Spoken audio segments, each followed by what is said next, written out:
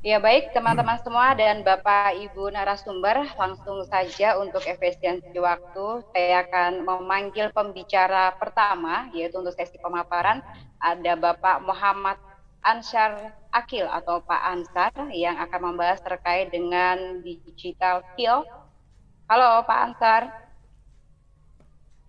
Ya, baik Ya, Pak halo. Ansar. Tema pada Yes. malam hari ini adalah pemanfaatan internet untuk menyebarkan konten positif bagi pemuka agama. Karena masa-masa pandemi seperti ini banyak yang ingin bikin konten nih Pak, terutama pemuka agama. Nah ini apa-apa saja yang perlu diperhatikan? Silakan Pak Ansar. Oke, makasih ya Mbak Erna. Baik. Bismillahirrahmanirrahim.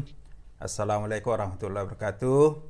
Alhamdulillahirrahmanirrahim. Wassalatu wassalamu ala asrafil anbiya wal mursalin Sayyidina Muhammad wa ala alihi wasahbihi ajma'in. Selamat malam yang terhormat, yang mewakili Kominfo, PT Diandra, segenap panitia, Ibu Erna sebagai moderator, Bapak Ibu narasumber, Bapak Ibu peserta dan hadirin yang insya Allah semuanya dilindungi dan diberkahi oleh Allah. Ini tema yang menarik ya, bagaimana menyampaikan dakwah yang ramah melalui medium internet. Sebenarnya dakwah ini adalah satu aktivitas yang melampaui zaman. Dakwah sejak adanya manusia itu sudah ada. Karena dakwah ini tidak lain adalah seruan bagi manusia yang ada di sekitar kita untuk melakukan kebaikan-kebaikan. Dulu dakwah itu dilakukan dengan metode tatap muka, dengan lisan, dengan face to face.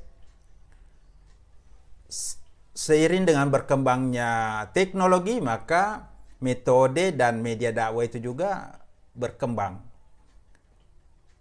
Oleh karena itu, ketika kita menggunakan teknologi yang ada sekarang untuk menyampaikan dakwah, maka kita perlu memperhatikan, memahami karakteristik dan sifat-sifat media yang ada saat ini.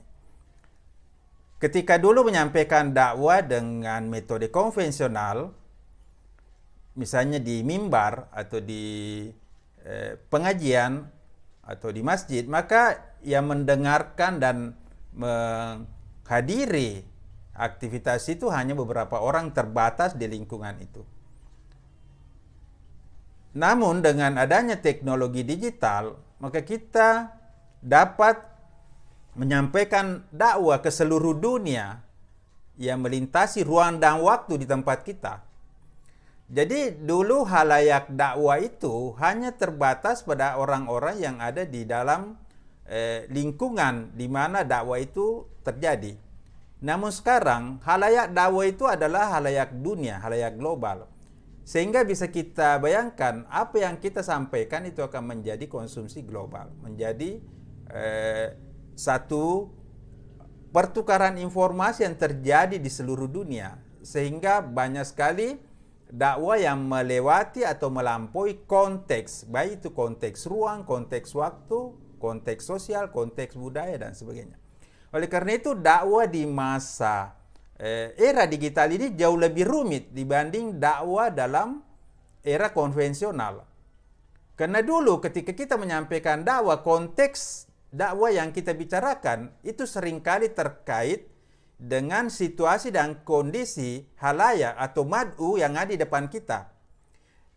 Sekarang ketika kita menyampaikan dakwah, maka halayak itu melintasi ruang dan waktu, sehingga dakwah akan diterima oleh halayak yang berbeda dalam situasi dan ruang waktu yang berbeda, akan menimbulkan satu pengaruh dan tanggapan feedback yang berbeda. Oleh karena itu, penting sekali kita memahami bagaimana karakter dakwah itu sesuai dengan karakter media yang ada saat ini. Next Mbak ya, kita langsung ke materi. Nah, dakwah ini sebenarnya merupakan tugas setiap manusia. Merupakan secara khusus merupakan tugas setiap muslim. Karena fungsi kita adalah menyampaikan kebaikan, menyampaikan kebenaran, mengajak orang lain untuk melakukan kebaikan dan kebenaran. Ini merupakan suatu pakemnya dari kehidupan ini, di mana sifat manusia itu mudah lupa, mudah terpengaruh, mudah melakukan sesuatu di luar kontrol, sehingga dakwah inilah menjadi satu pengingat, menjadi satu penyeru agar orang-orang tetap kembali kepada koridor yang benar. Jadi dakwah itu bisa dilakukan oleh siapapun. Namun dakwah secara profesional itu menjadi tanggung jawab orang-orang yang memang ahli di bidang itu. Nah, dakwah ini juga bisa dipahami sebagai satu kelanjutan dari tugas para nabi untuk menyampaikan risalah untuk membangun masyarakat yang berperadaban. Ya, sesuai dengan petunjuk Al-Quran dan hadis. Nah, di dalam Al-Quran juga ini jelas bahwa untuk menjadi pendakwah kita harus memiliki satu kemampuan yang terbaik. Kita menyeru kepada kebaikan, mengatasi, mencegah kepada kemungkaran untuk mendapatkan keberuntungan. Jadi di sini kita melihat bahwa ada satu sistem di dalam dakwah itu. Ketika kita berperan sebagai pendakwah, kita berada dalam satu kondisi yang terbaik, menyampaikan kebaikan-kebaikan dan kebenaran itu dalam kondisi yang terbaik untuk mendapatkan keberuntungan. Bukan saja untuk orang-orang yang menyampaikan dakwah, tapi juga tentu kepada seluruh halayak. Next, Bu. Ya. Jadi dakwah ini merupakan satu kondisi ketika kita menyampaikan, menyerukan agar orang-orang melakukan kebaikan, agar orang-orang bisa melakukan tindakan-tindakan yang benar atau mengubah diri menjadi lebih baik. Ya. Nah, orang yang menyampaikan dakwah itu disebut dai atau mubalik. Sedangkan halayaknya itu biasa disebut sebagai mad'u atau umat atau orang-orang yang memang menerima, ya, kalau dalam ilmu komunikasi. Nah, tujuan dakwah sebenarnya adalah menciptakan kemaslahatan, menciptakan kedamaian, menciptakan kebaikan dalam kehidupan ini, ya, tentu dunia dan akhirat kalau kita bicara agama.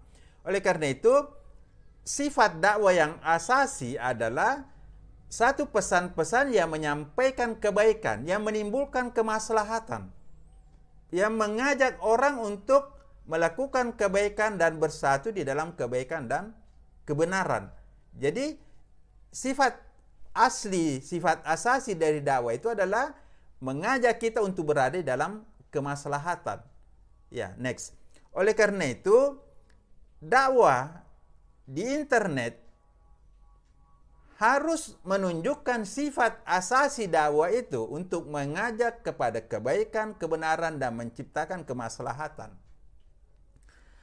Karena dakwah ini akan diterima sebagai satu pesan-pesan perubahan jika itu disampaikan secara baik, secara benar, dan tujuannya untuk mengubah sesuatu menjadi lebih baik. Sehingga dakwah inilah yang menjadi perekat sesungguhnya di dalam masyarakat, bagaimana bersama-sama kita membangun satu kebaikan, membangun satu maslahat dalam kehidupan ini, dan bagaimana kita mengatasi berbagai problem yang ada di dalam kehidupan ini. Jadi sebenarnya dakwah ini harus lebih berperan dalam situasi krisis seperti ini. Karena dakwah itu bisa masuk dalam semua bidang kehidupan. Dakwah bisa masuk dalam bisnis, dakwah bisa masuk dalam politik, dakwah bisa masuk dalam organisasi. Dalam artian, dimanapun kita berada, kita dituntut untuk melakukan kebaikan-kebaikan dan menyebarkan kemaslahatan itu. Sehingga semakin krisis ini terjadi, sesungguhnya dakwah positif itu semakin dibutuhkan. Karena dakwah inilah yang akan menjembatani ruang-ruang sekat-sekat yang ada di dalam masyarakat, agar kita bisa bersama-sama melakukan perubahan, mengatasi krisis, dan menyelesaikan masalah-masalah yang kita hadapi. Jadi esensi dakwah sebenarnya ada di situ. Ya, dakwah itu ada yang secara nyata, perilaku, ada secara lisan, dan ada secara tertulis. Kemudian ada dakwah menggunakan media. Media itu ada 3, ada media cetak, media penyiaran, dan media digital atau media internet. Next, Bu. Nah, dakwah harus sesuai dengan zaman, karena dakwah ini harus mampu mengatasi problematika yang ada di setiap zaman. Jadi kalau kita bicara dakwah digital, bukan hanya bicara bagaimana metode dakwah itu dilakukan, tapi kita juga berbicara bagaimana dakwah itu mengatasi problem-problem yang ada sekarang. Karena banyak masalah-masalah yang ada sekarang itu belum muncul di masa lalu. Ya, misalnya masalah-masalah dampak dari teknologi digital itu dulu belum ada. Nah, misalnya anak-anak kita sekarang, bagaimana kita mengatasi anak-anak kita yang kecanduan game online misalnya yang dulu belum dihadapi oleh orang tua saya waktu saya masih kecil. Tapi orang tua sekarang menghadapi itu. Jadi dakwah ini bukan hanya bicara soal metode, tapi juga bicara bagaimana mengatasi problema-problema yang ada di dalam masyarakat. Dan ingat, dakwah itu untuk menciptakan kebaikan dan menciptakan kemaslahatan. Jadi tujuan utama dari dakwah adalah melahirkan satu maslahat, bukan menciptakan permasalahan di dalam masyarakat. Ya, jadi saya ulangi bahwa esensi utama dakwah adalah menciptakan maslahat dan bukan menciptakan permasalahan dalam masyarakat. Kalau dia menciptakan permasalahan, itu sebenarnya bukan dakwah. Karena esensi dari dakwah adalah mengajak pada kebaikan dan menciptakan kemaslahatan dunia akhirat. Ya. Nah, dengan adanya teknologi digital, justru kita semua berpeluang untuk menyampaikan maslahat itu melintasi ruang dan waktu. Karena inilah menjadi tugas kita semua untuk terlibat di dalam menyelesaikan seluruh masalah-masalah yang dihadapi oleh bangsa ini. Kalau masalah bangsa ini hanya diserahkan kepada pihak pemerintah saja, maka tentu sumber daya yang dimiliki pemerintah itu terbatas. Sementara energi yang ada di masyarakat itu sangat besar, energi yang ada di dunia usaha itu sangat besar. Nah, siapa yang menjembatani ini? Ini sebenarnya dakwah. Di mana dakwah bisa menghubungkan semua aktor-aktor itu di dalam suatu kebersamaan untuk menjaga kemaslahatan dan menciptakan kebaikan dalam kehidupan ini. Next, Bu. Ya, oleh karena itu, dakwah digital ini sebenarnya merupakan suatu kesempatan, suatu peluang karena media telah menyediakan satu perangkat di mana kita bisa menyampaikan pesan-pesan kebaikan, menyampaikan pesan-pesan kebersamaan, persatuan, harmoni, ya, kerjasama tanpa dibatasi oleh ruang dan waktu, ya. Dan pengguna ini terus meningkat. Artinya setiap orang bisa mendapatkan materi-materi dakwah dan bisa menjadi sumber dakwah. Karena setiap orang bisa memberikan pesan-pesan kebaikan kepada siapapun. Ya. Kemudian para dai bisa menyampaikan dakwah secara lebih efektif, ya, dan lebih aktif. Karena para dai tidak perlu keluar rumah untuk menyampaikan dakwah. Di rumah kita sudah bisa menyampaikan dakwah untuk menjangkau halayak global. Kemudian cara penyampaiannya bisa lebih kreatif, ya. Kalau kita di mimbar, ya paling kita bisa bicara, menyampaikan dakwah itu dengan dengan ilustrasi tangan kita, ya. Tapi kalau kita menyampaikan dakwah secara digital, maka dakwah itu bisa lebih kreatif. Kita bisa pakai teks, bisa pakai audio, bisa pakai video, bisa pakai animasi, bisa pakai multimedia. Sehingga dakwah itu menjadi sesuatu yang inherent dengan kemajuan teknologi sehingga lebih mudah diterima dan dipahami oleh masyarakat. Oke, dan dakwah ini juga bisa seiring dengan seluruh perkembangan baik di bidang pendidikan, baik di bidang ekonomi, di bidang politik. Kenapa? Karena sebenarnya kemaslahatan dan kebaikan-kebaikan itu harus ditularkan kepada semua segi-segi kehidupan kita. Jadi saya tidak mengatakan dakwah itu hanya urusan agama. Misalnya, bagaimana kita berdagang dengan jujur, itu harus sampai kepada para pengusaha. Bagaimana para pemangku jabatan itu melaksanakan amanah, tidak melakukan korupsi, itu adalah dakwah dalam dunia politik. Jadi dakwah ini sebenarnya masuk dalam semua bidang kehidupan.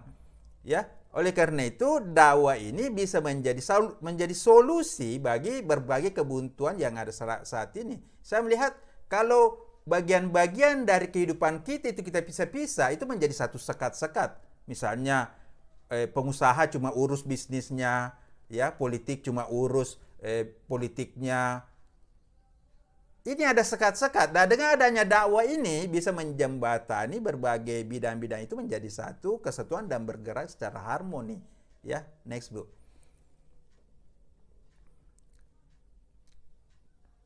Ya, ini adalah model dakwah digital. Saya sebenarnya memang bidang kajian saya itu di UIN adalah teknologi komunikasi dan saya sudah lama mengkaji ini. Tahun 2014 saya sudah melakukan penelitian mengenai model dakwah digital. Ya, dulu itu model dakwah elektronik ya. Dan ini adalah model yang saya perbarui. Ini adalah modelnya, ada komunikatornya, dai-nya di situ, kemudian menggunakan media digital.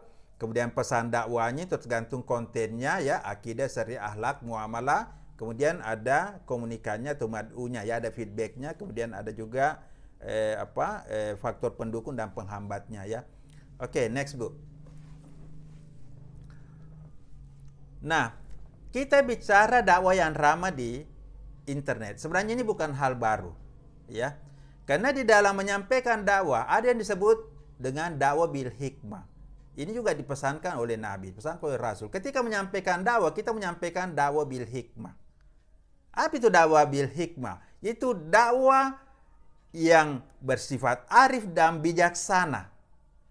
Menyampaikan pesan-pesan itu memperhatikan tingkat penerimaan akal, materi yang diberikan mudah dimengerti, serta menggunakan media sesuai dengan kebutuhan zaman. Jadi sebenarnya dakwah yang ramah yang dimaksud di sini itu adalah bagian dari dakwah bil hikmah.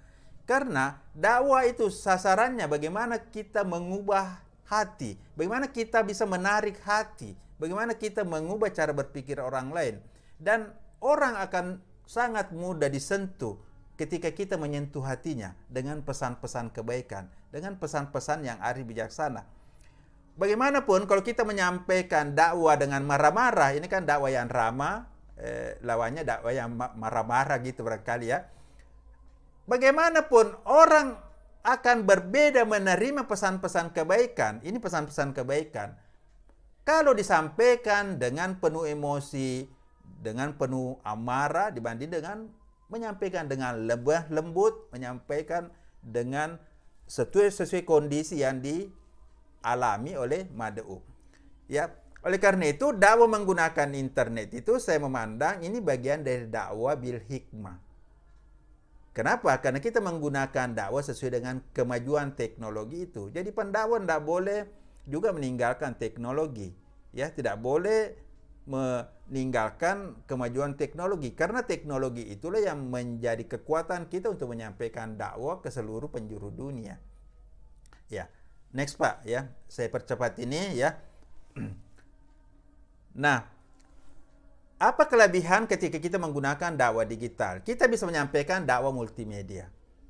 Ya, dakwah multimedia itu dakwah yang menggabungkan berbagai format pesan di dalam satu format. Misalnya ada teksnya, ada videonya, ada audionya, ada animasinya dan sebagainya. Ini kan menarik. Orang dulu menonton mendengarkan dakwah betul-betul melihat dakwah itu sebagai sesuatu yang eksklusif. Kalau kita mau pergi dengar ceramah, orang betul-betul merasa eksklusif. Nah sekarang orang mendengarkan dakwah itu bisa menjadi satu rekreasi, menjadi satu cara bagi kita untuk mendapatkan pesan-pesan kebaikan dalam suasana yang menyenangkan. Ya, nah, dengan model dakwah multimedia itu, maka kita mudah menyampaikan dakwah dan halayak itu akan merasa senang menerima dakwah yang diberikan, ya, yang disampaikan. Nah, cuma tentu setiap format ini ada kelebihan dan kekurangannya. Misalnya kalau pakai teks itu lebih statis, foto lebih statis ya. Nah, tapi sangat dianjurkan para dai belajar menggunakan dakwah multimedia dengan format audiovisual ya, audiovisual. Oke, next. Nah, Bapak Ibu, kita sekarang bagaimana merancang sebuah dakwah yang ramah. Ya, sebagai inti dari materi kita ini. Pertama, sebenarnya dakwah yang ramah itu dimulai dari dai-nya sendiri. Dimulai dari orang-orang yang akan menyampaikan dakwah. Jadi kalau kita mau menciptakan dakwah yang ramah, jangan kita langsung bicara konten, tapi kita bicara sosok. Siapa yang menyampaikan dakwah itu? Nah, dai selayaknya dan memang ini seharusnya memiliki satu keahlian di dalam bidang agama tertentu ketika ingin terjun sebagai dai. Ya.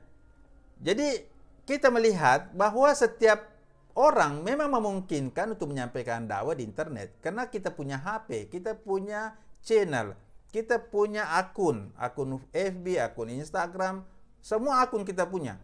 Sehingga setiap orang bisa menyampaikan apa saja, termasuk pesan-pesan dakwah. Tapi kalau kita mau betul-betul menciptakan dakwah yang profesional, maka para dai itu memang betul-betul harus memiliki satu keahlian di bidangnya, ya. Nah, misalnya ahli di bidang ilmu tafsir, hadis, bahasa Arab, dan sebagainya. Kemudian yang kedua, ketika kita berdakwah, kita menyatukan konsep ilmu, konsep iman, dan amal. Ya, dan bagaimana satu kesatuan dakwah itu untuk mendorong perubahan-perubahan secara positif. Jadi, dakwah itu mestinya tidak hanya menambah ilmu para halayak atau mad'u, tapi meningkatkan iman dan mendorong amal-amal kebaikan. Itulah dakwah yang sebenarnya diharapkan, bahwa bukan hanya menambah iman, bukan hanya menambah ilmu, tapi juga mendorong perubahan-perubahan secara positif. Ya. Nah, kemudian yang ketiga, dakwah yang ramai itu ditunjukkan dengan akhlakul karimah, ya, dengan amal-amal perbuatan atau contoh teladan dari para dai. Ini juga penting sekali. Apa yang disampaikan di dunia maya itu betul-betul dipraktekkan, dijadikan contoh dalam kehidupan. Misalnya kita menyampaikan pentingnya silaturahmi, pentingnya persatuan, maka itu betul-betul ditunjukkan dalam kenyataan, ya. Kemudian ketika menyampaikan dakwah, penting sekali kita memahami bahwa di negeri kita ini terdapat keragaman suku, agama, ras, dan antar golongan. Oleh karena itu, ketika kita menyampaikan dakwah, penting untuk menjaga toleransi, keragaman suku, agama, ras, dan antar golongan itu, dan menciptakan semangat persatuan bangsa. Kenapa? Karena tujuan dakwah itu adalah meningkatkan persatuan, meningkatkan kerjasama untuk menyelesaikan masalah-masalah yang kita hadapi. Selanjutnya, bahwa dakwah yang ramai itu jangan sampai malah menimbulkan perpecahan, menimbulkan konflik atau permusuhan. Ini penting sekali. Ketika kita berdakwah, kita menahan diri. Kenapa? Karena ketika kita menyampaikan apa saja dengan semangat, mungkin karena semangatnya besar sekali untuk melakukan perubahan, sehingga banyak hal-hal yang terlampaui di dalam menyampaikan dakwah itu. Oleh karena itu, dakwah mestinya menjaga kerukunan, tetap menjaga kerjasama, dan tidak menimbulkan permusuhan, baik ke dalam maupun keluar. Oleh karena itu, saya katakan di awal tadi, kalau kita berdakwah di lingkungan yang kecil, mungkin apa yang kita sampaikan bisa diterima oleh halayak itu yang ada di situ. Tapi ingat, ketika kita berdakwah di internet, apa yang saya sampaikan di ruang yang kecil, itu akan dikonsumsi oleh seluruh dunia yang punya cara berpikir, punya aliran, punya sifat-sifat karakter yang berbeda-beda. Oleh karena itu, penting sekali kita memikirkan bagaimana dakwah yang disampaikan itu akan diterima oleh halayak yang berbeda-beda di seluruh dunia. Ini dipelajari dalam komunikasi, ya, termasuk oleh Ibu Lintang ini, ya, dosen komunikasi di Undip. Saya dosen komunikasi di UIN. Jadi kita tahu bahwa dalam dunia digital, halayak itu tersebar di seluruh dunia dan merupakan suatu keragaman. Beda dalam komunikasi interpersonal misalnya, ya. Oleh karena itu, semangat menjaga toleransi, menjaga kerukunan dan persatuan itu penting sekali dan tidak menciptakan permusuhan. Karena tujuan utama dakwah mengajak pada kebaikan, mengajak kepada maslahat. Kalau menciptakan permusuhan itu bukan dakwah, itu jadinya malah menyebarkan keburukan. Nah, kemudian penting juga di dalam menyampaikan dakwah, semata-mata kita mengharapkan ridha Allah, ya, semata-mata karena ingin melaksanakan amar ma'ruf nahi mungkar, karena ini menciptakan kebaikan sesuai dengan perintah Allah dan Rasulnya. Jadi kita tidak punya kepentingan-kepentingan, kita tidak punya sponsor. Karena kalau kita punya sponsor, maka ada pihak nanti yang akan merasa tercederai oleh apa yang disampaikan itu. Tapi kalau kita menyampaikan dengan penuh keikhlasan semata-mata karena Allah, maka insya Allah itu akan bisa diterima oleh halayak manapun. karena betul-betul kita menyampaikan dari kejujuran dan hati yang tulus. Jadi penting sekali ini niat kita menyampaikan dakwah itu semata-mata karena kita ingin menyampaikan amal ibadah itu sesuai dengan petunjuk Allah dan Rasulnya. Kemudian saya juga menyarankan para dai itu punya akun resmi, ya, karena seringkali beberapa potongan-potongan dakwah yang tersebar itu sulit ditelusuri sumbernya. Dan ada kalanya memang potongan-potongan dakwah itu bisa menimbulkan misinterpretasi. Tapi kalau kita punya akun, misalnya dai A punya akun, maka kita gampang menelusuri apakah betul-betul dakwah yang tersebar di masyarakat dalam bentuk potongan-potongan dakwah itu memang punya rujukan yang jelas. Karena sekarang ini kan banyak juga potongan-potongan dakwah itu yang tersebar melalui akun-akun WA misalnya, mungkin karena dianggap itu menarik sehingga itu disebarkan. Oleh karena itu penting ada akun utama yang jadi rujukan. Kemudian yang 8, sebaiknya juga para dai itu punya tim, ya. Karena untuk mengelola dakwah digital itu sendiri itu sulit sekali. Karena di situ ada aspek produksi, ada editing, ada aspek diseminasinya, penyebaran informasinya, ya, dan sebagainya. Oke, next. Ya, mungkin yang terakhir ini. Halo Pak Ansar. Ya, silakan Pak, 5 menit lagi ya Pak ya. Oh, 5 menit, ya. Baik. Ya, nah, oke, Pak. Tadi itu kita bicara model dakwah yang ramah. Sekarang pesan yang ramah, ya. Nah, pesan yang ramah. Itu tadi modelnya. Bagaimana kita memiliki satu pesan yang ramah? Ya, ramah artinya bil hikmah.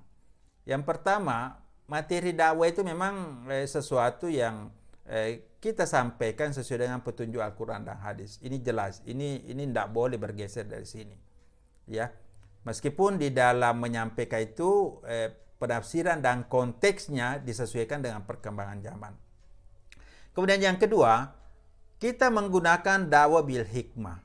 Ya, nah, dakwah bil hikmah ini sebenarnya bukan satu keterampilan teknis, tapi saya melihat ini sebagai satu seni, di mana kita menyampaikan satu dakwah yang sesuai dengan kondisi mad'u, materinya, metodenya, sehingga itu bisa diterima sebagai satu pesan-pesan kebaikan, satu pesan-pesan yang menciptakan kemaslahatan bagi siapapun yang mendengarnya.